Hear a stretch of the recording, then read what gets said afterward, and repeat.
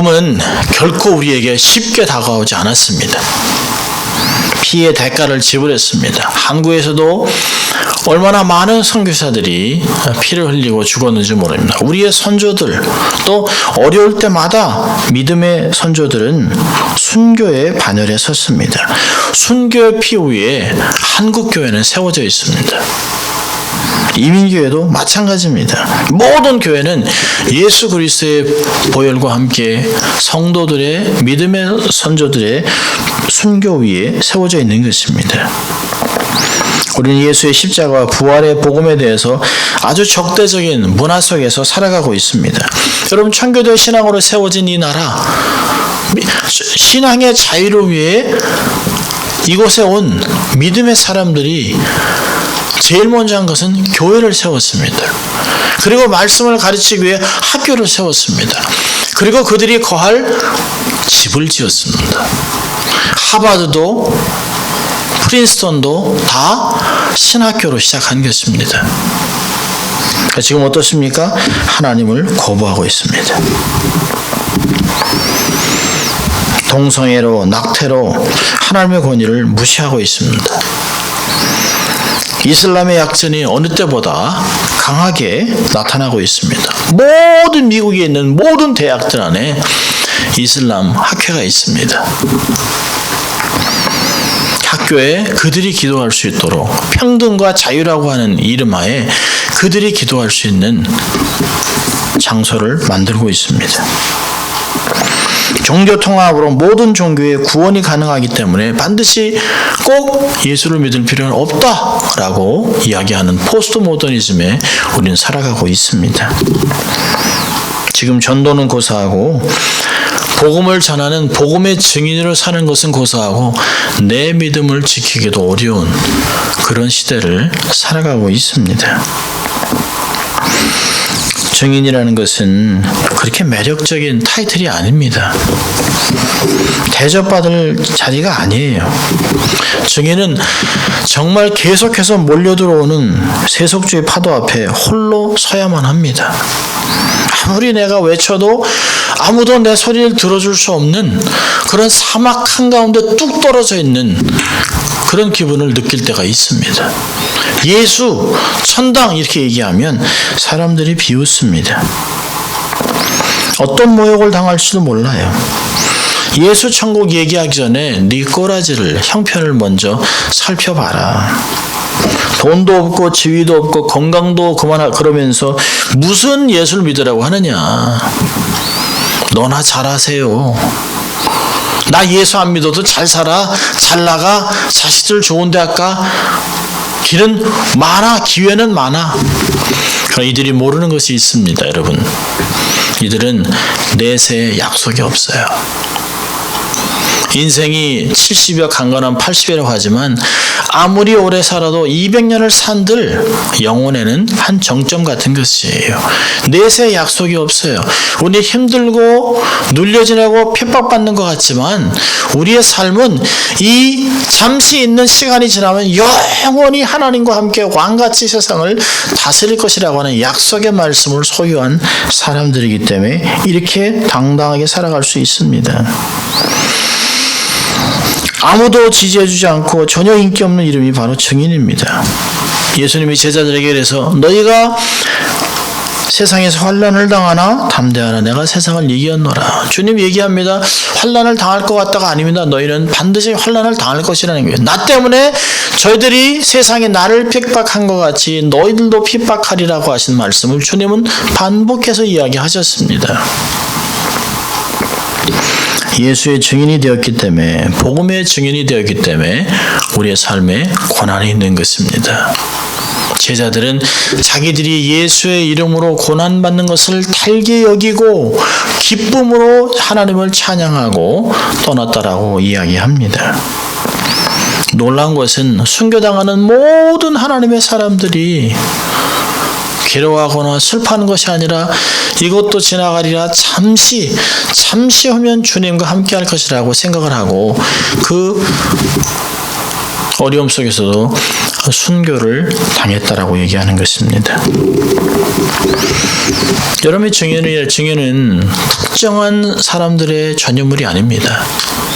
목사나 장로나 선교사들만이 증인이 아닙니다. 소수의 강력한 지도자들에게 맡긴 역할도 아닙니다. 예수 믿는 크리스찬이라면 모두가 다 증인인 것입니다. 증인으로 살아야 합니다. 그런 면에서 우리 모두는 복음의 증인입니다. 여러분, 애매모호한 태도로 예수의 복음이 나를 통해 다른 사람에게 전달될 수 없어요. 성령이 임하심으로 권능을 받아서 예수의 십자가에 가슴이 정말 흥건하게 젖은 그런 경험이 있기를 바랍니다. 우리가 무슨 직업을 가졌든지 그 목표는 예수의 증인의 복음의 증인의 삶을 살기 위해 보내신 줄 믿을 수 있기 바랍니다. 그때 내 삶을 하나님이 24시간 지키시고 인도하실 것입니다. 그 증인이 너무 또 중요하고 기독교 운명을 쥐고 있는 것이에요. 여러분, 하나님이 우리 남가지 비전교회를 20년 동안 여기까지 인도하셨는데 어려운 시간을 많이 지났습니다. 목회자도 여러 번 바뀌었습니다. 교회가 문을 닫느냐 마느냐 어려운 시간도 지났습니다. 그런데도 하나님이 지금까지 저희들을 이곳에 지켜주신 이유는 어렵고 힘든 가운데서도 포기하고 문을 닫고 그만두지 않았던 것은 적게나마 선교를 놓지 않았기 때문이라고 저는 믿습니다. 우리가 잘되기 위한 것이 아니라 복음을 증거하고 우리를 위해 대신 나가 현지에서 사역하고 있는 선교사들을 후원하고 우리도 함께 후방에서 선교를 감당하고 싶은 그런 열망이 있기 때문에 하나님이 아직도 우리를 붙잡고 있다고 저는 생각합니다. 증인으로 살아가고 있는 한 하나님은 저희들을 지켜주실 것이에요. 우리는 다시 영적인 야성을 회복해야 합니다. 교회 안에서만 강같은 평화를 외쳐서는 안 되는 것입니다. 주일 예배 한 번 드리는 것도 힘들어서 라고 자위하는 신앙 갖고서는 안 됩니다. 조금은 좀 터프하게 예수를 믿을 필요가 있습니다. 세상과는 다르게 살아야 합니다. 여러분, 우리가 신천지를 얼마나 욕합니까? 그러나 우리는 그들만큼 열심히 없어요.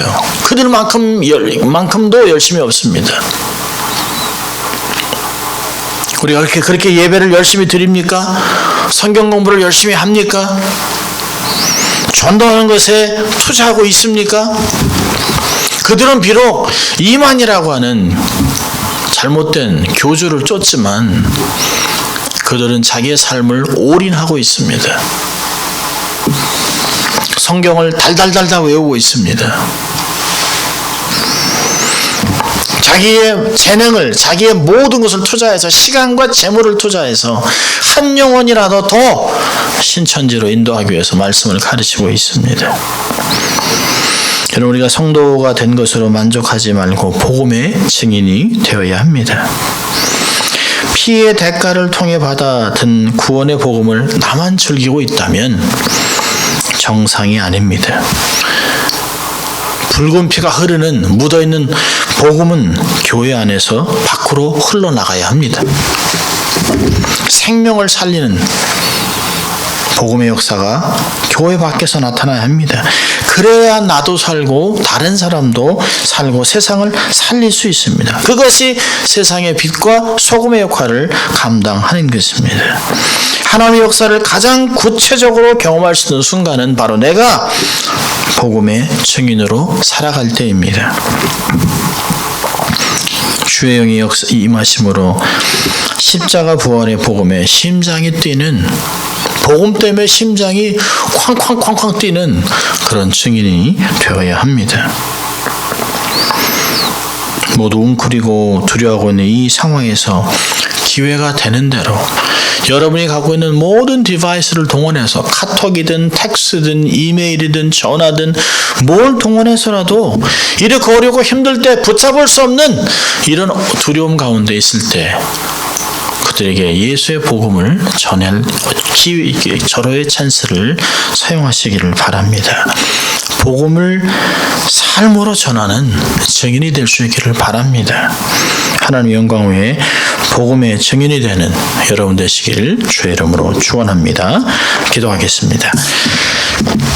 하나님 아버지 감사합니다. 오늘도 저희들을 이렇게 화상을 통해서 또 이렇게 예배를 드리고 우리가 하나님의 영광을 위하여 어떻게 복음의 산 증인이 될 것인가를 말씀을 통해 가르치신 것 감사합니다. 때를 얻든지 못 얻든지 복음을 증거하고 복음을 살아내는 저희들 될 수 있도록 도우시고 축복하여 주시옵소서. 감사하고 예수님 이름으로 기도합니다. 아멘. 함께 우리가 봉헌하는 시간을 갖도록 하겠습니다.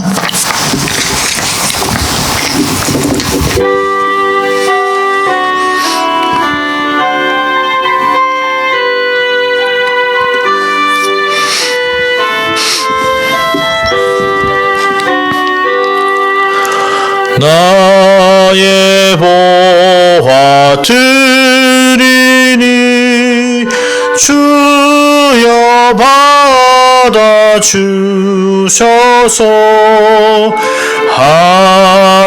하늘나라 위하여